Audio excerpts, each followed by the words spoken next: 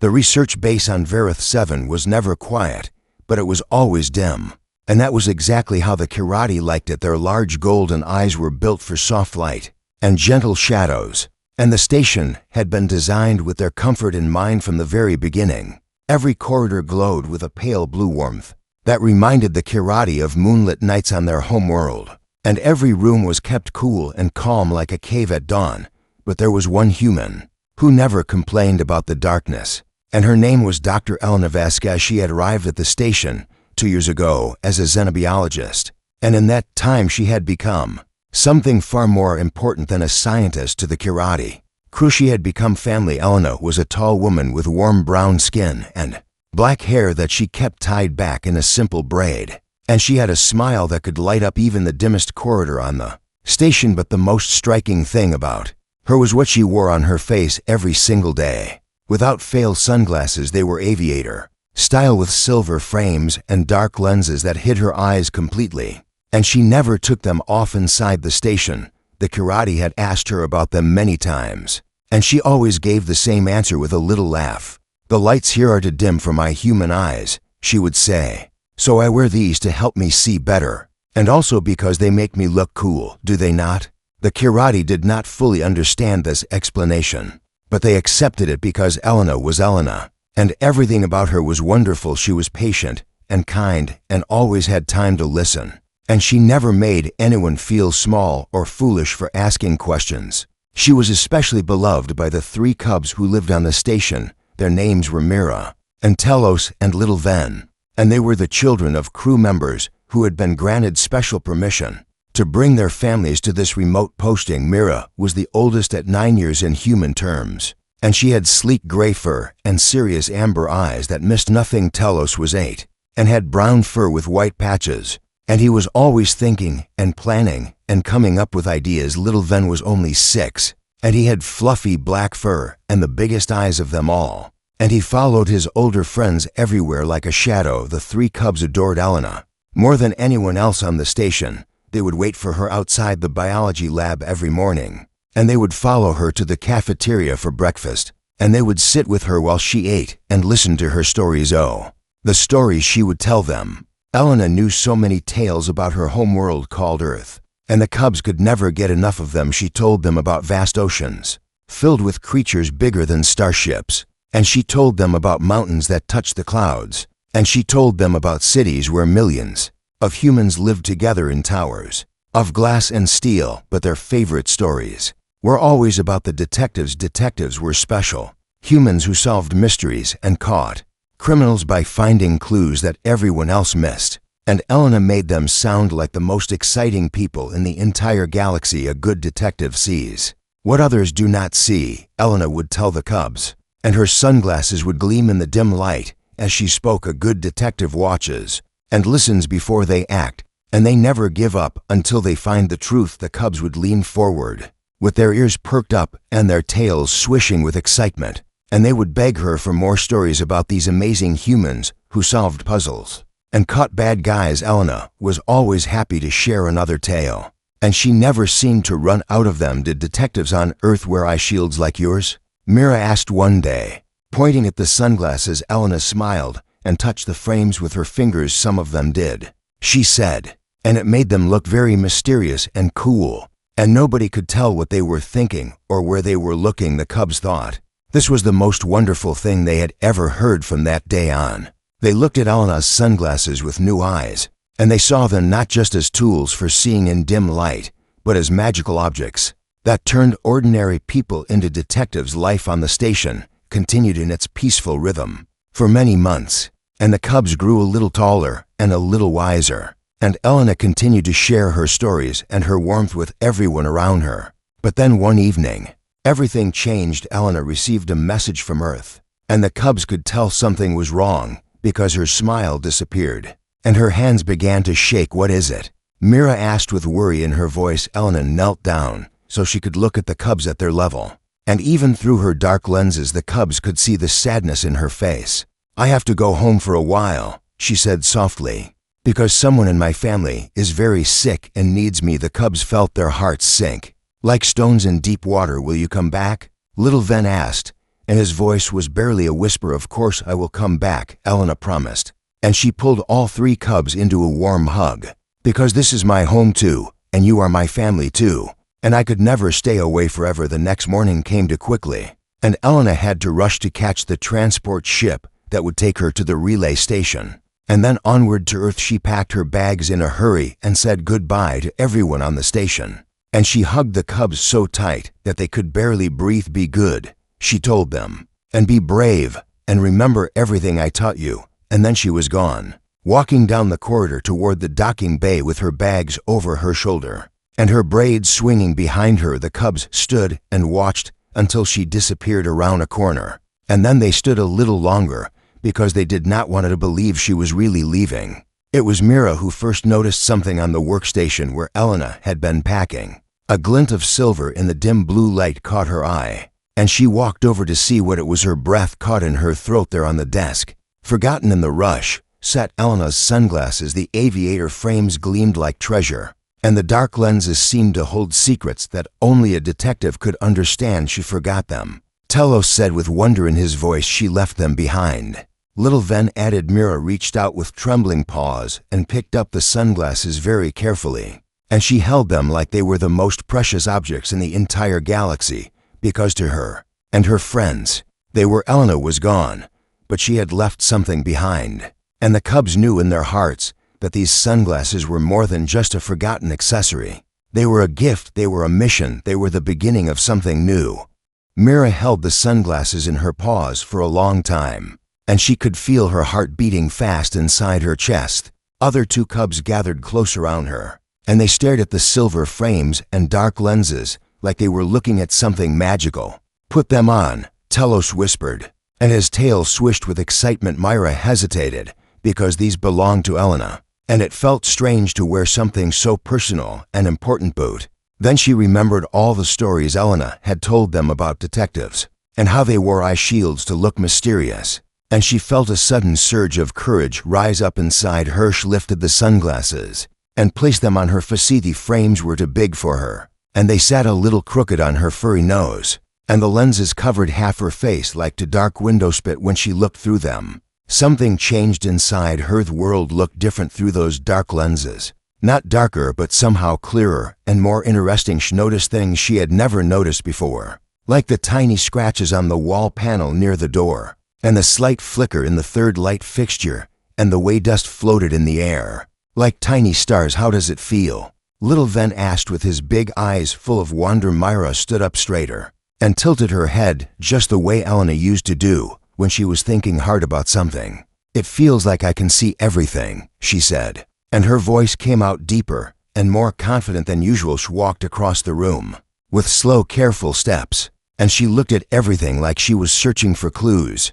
The other cubs watched her with amazement because she seemed like a different person entirely. "Let me try," Telos said, and he bounced on his paws with impatience. Mira took off the sunglasses and handed them to her friend, and Telos put them on his own face with trembling paws. The same transformation happened to him. Stood taller, and his ears perked forward, and his eyes behind the dark lenses seemed to shine with new intelligence. Walked around the room and examined the furniture and the equipment and the walls, and he found 3 things that he had never noticed before, even though he had been in this room hundreds of times. "This is incredible," he breathed. Little Ven took his turn next, and even though the sunglasses were far too big for his small face and kept slipping down his nose, he felt the same magical change come over him. Felt brave and smart and ready to solve any mystery in the galaxy. 3 cubs looked at each other, and they all had the same thought at the same time. "We should become detectives," Mira said. "Real detectives," Telos added, "like in the stories Elena told us."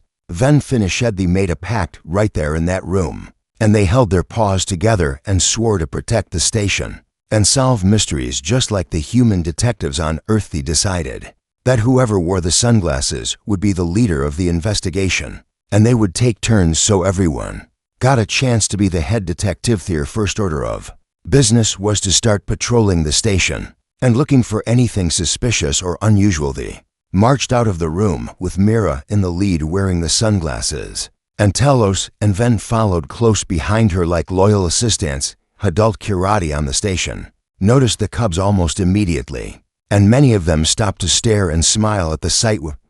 "What are you three doing?" asked Engineer Koth, a large orange-furred male who worked in the power systems department. "We are on patrol," Mira announced in her most serious voice. "Because we are detectives now, and we are looking for clues." Koth's whiskers twitched with amusement, and he had to work hard not to laugh out loud. "Is that so?" he said with a warm smile. "Yes," Telos said firmly, "and if you see anything suspicious, you should report it to us immediately." "I will keep that in mind," Koth promised, and he continued on his way while shaking his head with fondness. Word spread quickly through the station about the three little cubs who had appointed themselves as detectives. Most of the adults found it adorable and harmless, and some of them even played along by reporting silly things to the cubs like missing socks or mysterious noises in the ventilation duct station. Commander Roscoe was a dignified female with silver fur and wise green eyes, and she had served in the Kirati military for 30 years before taking this posting. She watched the cubs march through the command center one afternoon with their serious faces and their important stride, and she felt something warm bloom in her chest. "Commander," Mira said, stopping in front of her and saluting with one paw, "we request permission to continue our patrol activities." Roscoe looked down at the small cub, wearing oversized human sunglasses, and she had to press her lips together to keep from smiling too wide. "Permission granted," she said in her most official voice, "as long as you do not interfere with station operations and you report any real concerns to an adult." "Immediately understood, Commander," Mira replied, and she saluted again before leading her team out of the room. From that day forward, the cubs patrolled the station every single day without fail. They kept detailed notes in a journal that Telos had found in the supply room, and they recorded everything they saw that seemed interesting or unusual. Did Engineer Koth always hum the same tune when he was working on the power grid? Why was there a long scratch mark on the wall of Corridor 7 that nobody seemed to know about? Why did the lights in Storage Bay 3 flicker every day at exactly the same time? These were the mysteries that the cubs investigated with complete dedication and seriousness. They interviewed crew members and examined evidence, and held secret meetings in their favorite hiding spot behind the cargo containers in the lower deck. Most of what they found had simple explanations. Koth hummed because it helped him concentrate, and the scratch was from a cargo cart that had bumped the wall years ago, and the lights flickered because of an old circuit that nobody had bothered to fix. But the cubs did not care that their mysteries had boring solutions. They were learning how to look and how to listen and how to think like detectives, and that was what mattered most. Every night before they went to sleep, they would gather together, and one of them would wear the sunglasses, and they would talk about Ellen. If he missed her terribly, and the sunglasses helped them feel connected to her even though she was far away on another world.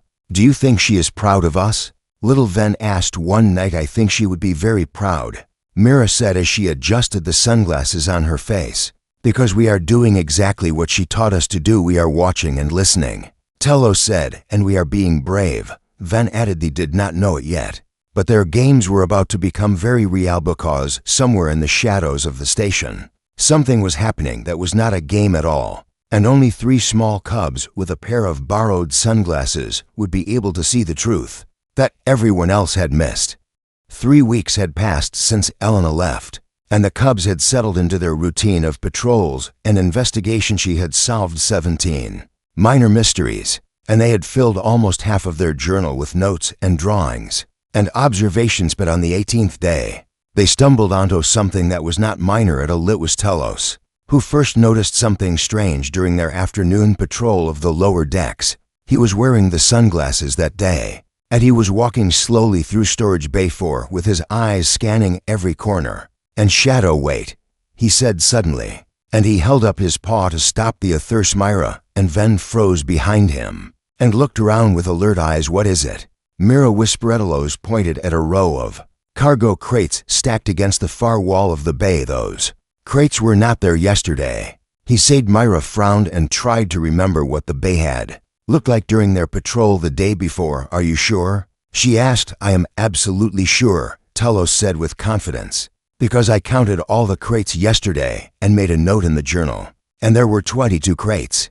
But now there are 25. Ven's ears flattened against his head with nervousness. Maybe someone just moved them from another storage bay, he suggested. Hopefully, maybe, Telos said. But his voice did not sound convinced. He approached the crates carefully and examined them with the attention to detail that Elena had taught them. The crates looked normal enough. Just standard supply containers with identification codes stamped on the sides. But when Telos checked the codes against the station inventory list on his datapad, he found something that made his fur stand on end. These crates are not in the system, he said quietly. What do you mean? Mira asked. I mean, the inventory list says these crates do not exist, Telos explained, and his paws trembled slightly as he held the datapad. But they are right here in front of us, so someone must have brought them onto the station without recording them properly. The three cubs looked at each other with wide, frightened eyes. This was not like the other mysteries they had solved. This felt wrong in a way they could not explain.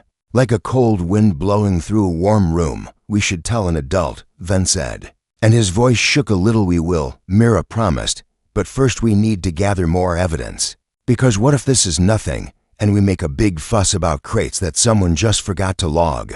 They knew she was right, so they continued their investigation with careful, quiet steps. Ven was the one who spotted the scuff marks on the flora, had the sharpest eyes of the three, even without the sunglasses, and he noticed a series of long, dark lines that led from the crates toward a maintenance hatch on the far side of the bay. Look at this, he called to the others. Myra and Telos hurried over and looked at the marks. That Ven was pointing to something heavy was dragged across the floor, Mira said, and it went toward that hatch. Telos said the maintenance hatch was a round metal door set into the wall, and according to the station maps it led to an old section of the base that had been sealed off and decommissioned years. Agathir was supposed to be nothing back there except empty rooms and broken equipment, but someone had clearly been using this hatch because the seal around the door showed signs of recent tampering, and there were fresh scratches on the lock mechanism. Should we go in? Ven asked, and his voice was barely a whisper. Mira felt her heart pounding in her chest, and for a moment she wanted to run away and forget they had ever seen any of this bit. Then she thought about Elena and her stories about brave detectives who never ran from the truth. Yes, Mira said firmly, but we need to be very careful. Telos handed her the sunglasses because she was the bravest of them all, and she put them on with steady Posh felt the familiar surge of courage flow through her, and she stepped forward to examine. The hatch lock had been disabled, and the door opened easily. When she pushed it, beyond the hatch was a dark corridor that stretched into shadows, and the air smelled old and dusty. Cubs crept inside with their hearts beating fast and their ears straining for any sound. They moved slowly and silently, just like the detectives in Elena's stories, and they kept close together so they would not get separated in the darkness. After what felt like forever, they came to a room at the end of the corridor. The room was not empty at all. Here were tables covered with equipment, and there were screens showing strange data and symbols. And in the corner there was a communications device that looked much more advanced than anything the cubs had ever seen. What is all this?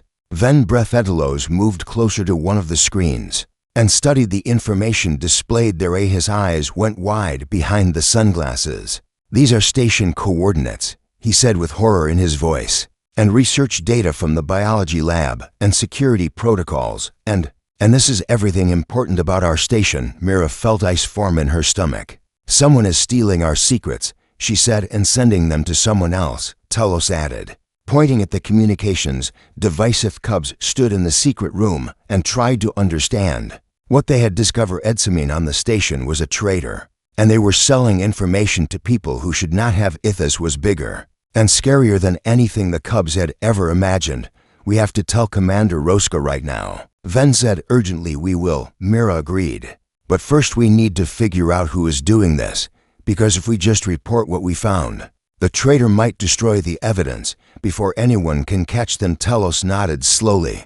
Elena said a good detective watches and listens before they act. He reminded them, so we watch and we listen, Mira said, and we find out who is coming to this room. And then we tell the adults everything. It was a dangerous plan, and they all knew it, but they also knew it was the right thing to. Davi carefully left the secret room and sealed the hatch behind them. and they made sure not to disturb anything that might alert the trader to their discovery. For the next 3 days, they took turns watching Storage Bay 4 from a hiding spot.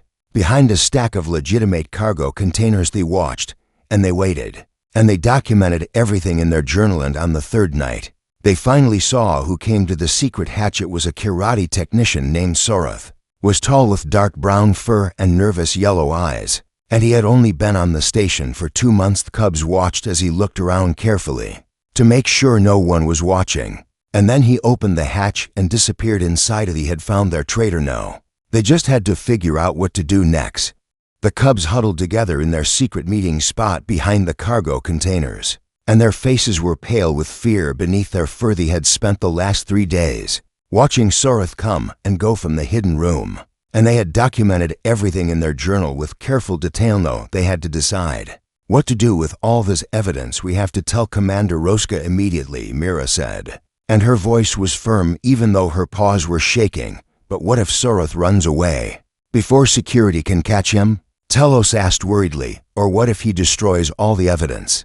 Venedette, these were good questions, and the cubs did not have easy answers for them. They thought about what Elena would do in this situation, and they remembered all her stories about clever detectives who always found ways to catch the bad guys. We need to make sure Soroth cannot escape, Mira decided. So one of us will go tell Commander Roska while the other to stay here and watch the storage bay. I will go tell the commander, Telos volunteered, and Ven and I will stay and watch. Mira agreed, but before they could put their plan into action, something terrible happened. Ada's shadow fell over their hiding spot, and a cold voice spoke from above them. What do we have here? The cubs looked up with terror in their hearts and saw Soroth standing over them, with a dangerous look in his yellow eyes. Must have spotted them during one of their surveillance sessions, and he had circled around to catch them from behind. 3 little cubs playing detective, Soroth said with a cruel smile. And you have been watching me very carefully, have you not? Mira stood up slowly and put herself between Soroth and her friend. She was wearing the sunglasses, and even though she was scared beyond words, she tried to stand tall and brave. We know what you are doing, she said, and her voice only trembled a little. Soroth's smile faded into something cold and angry. Is that so? He growled. You are stealing station secrets and selling them to someone, Telos said from behind Mira, and you have a hidden room with communications equipment, Ven added in a small, brave voice. Soroth's eyes narrowed dangerously, and he looked at the 3 cubs like he was deciding what to do with them. You are very clever little things, he said slowly, but cleverness can be dangerous when you stick your noses where they do not belong. He took a step toward them, and the cubs backed away until they were pressed against the cargo containers. With nowhere else to go, here is what is going to happen, Soroth said in a voice that made the cubs' blood run cold. You are going to come with me very quietly, and you are going to forget everything you saw, and if you do not cause any trouble, then maybe I will let you go when I leave this station. Mira felt fear like she had never felt before, and every part of her wanted to run and hide and cry for help. But then she remembered something Elena had told her once, a long time ago, when Mira was scared of the dark corridors at night. Being scared does not mean you are not brave, Elena had said with her warm smile and her shiny sunglasses. It means being brave actually counts. Mira took a deep breath and stood up as straight as she could. No, she said clearly. Soroth blinked with surprise. What did you say? He demanded. I said no, Mira repeated, and her voice grew stronger with every word. We are not going with you, and we are not going to forget what we saw.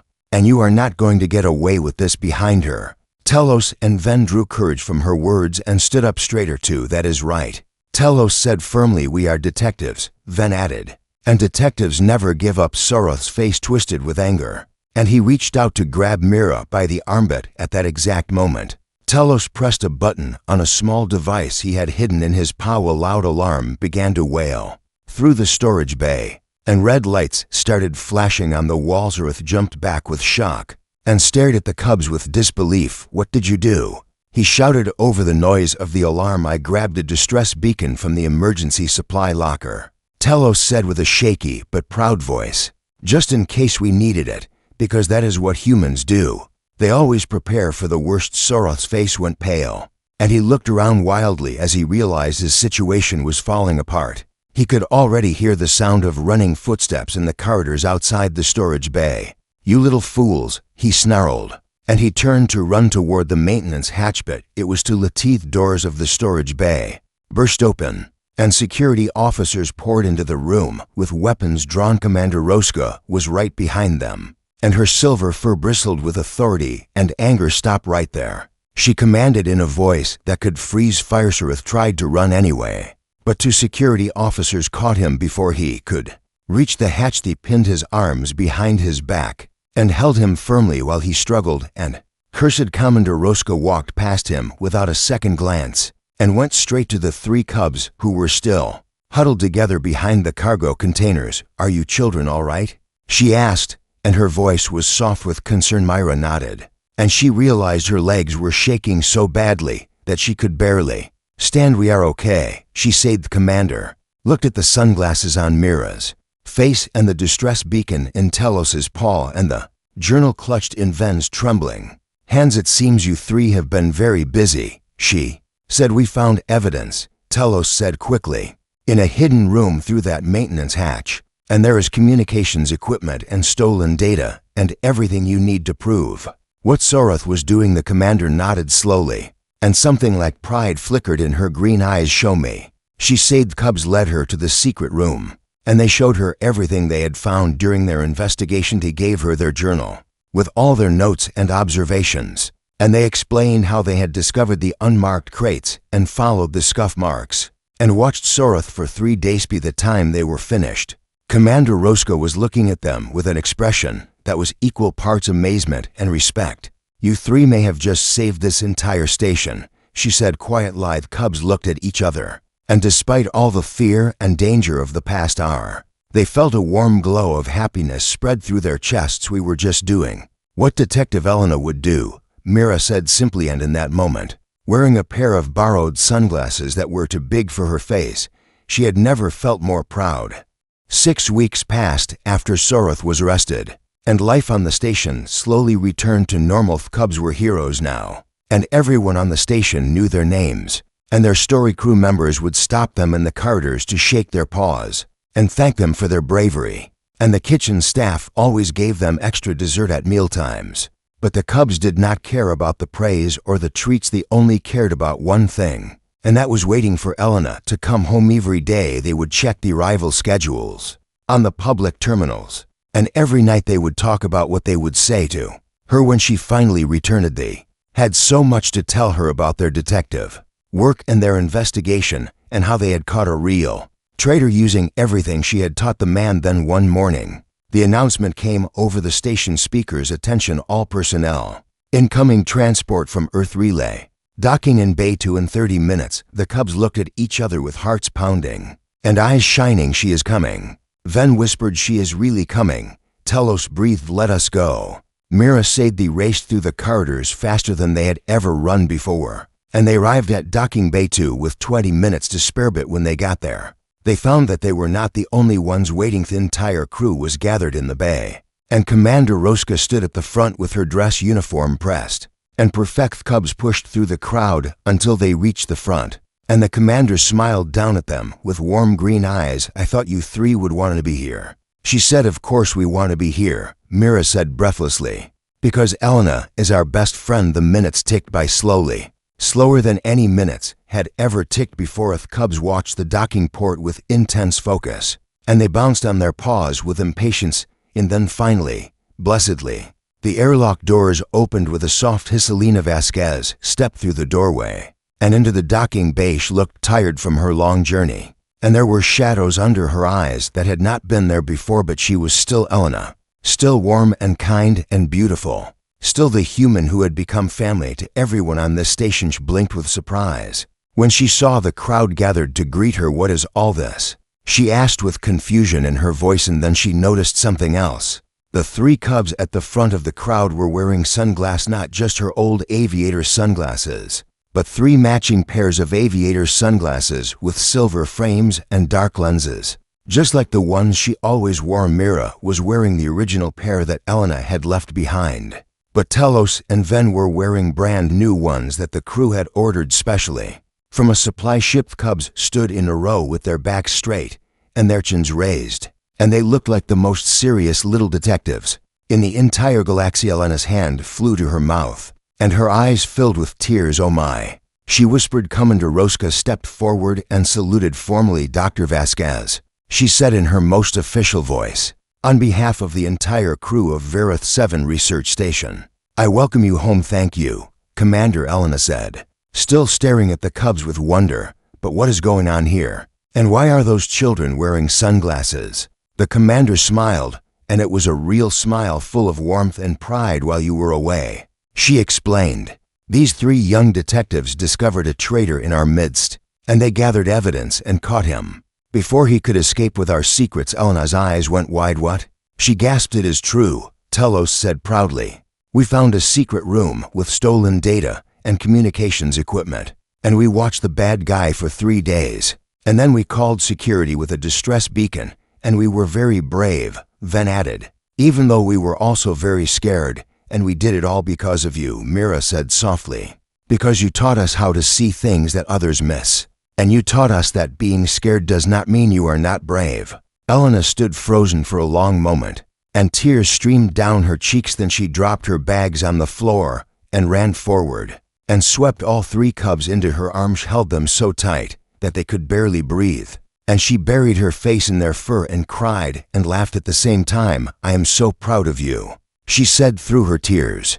"I am so incredibly proud of all 3 of you." The cubs hugged her back with all their strength, and they felt happier than they had ever felt in their entire lives. When Elena finally let go and wiped her eyes, she looked at the sunglasses the cubs were wearing with a soft smile. "You did not need the shades," she told them gently. "The detective was inside you the whole time." Mira adjusted her borrowed sunglasses and shook her head. "We know," she said solemnly, "but they help us see like you do." Elena laughed and pulled them close again. Later that day, Commander Rosca made an official announcement to the entire station. She declared that the cubs were now the official junior detective corps of Verith 7, and she gave them special badges to wear alongside their sunglasses. Cubs accepted the badges with serious faces and proud hearts, and they promised to continue protecting the station for as long as they lived there. That evening, Elena walked through the corridors of the station for the first time since her return. She was not alone. 3 small figures walked behind her in perfect formation,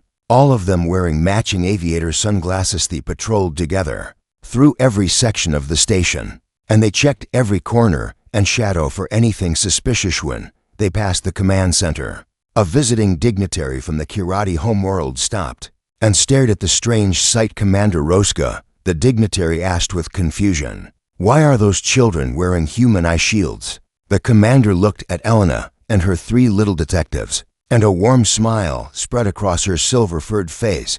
"Because humans leave pieces of themselves wherever they go," she said softly, "and sometimes those pieces change us in ways we never expected." The dignitary looked puzzled, but Rosca did not try to explain further. Some things could only be understood by watching and listening, by paying attention to the small moments that mattered most. Elena led her cubs down the corridor, and the sound of their footsteps echoed through the station like a heartbeat. She had come back to her second home, and she had found something more precious than she could have ever imagined. She had found that her warmth and her stories and even her forgotten sunglasses had planted seeds in 3 young hearts, and those seeds had grown into something beautiful. The station was safe, the cubs were brave, and the future was bright. House somewhere in the universe, on a small moon orbiting a distant world, 3 little detectives were watching and listening and remembering everything they had learned from a human called Sunlightened. They would never forget.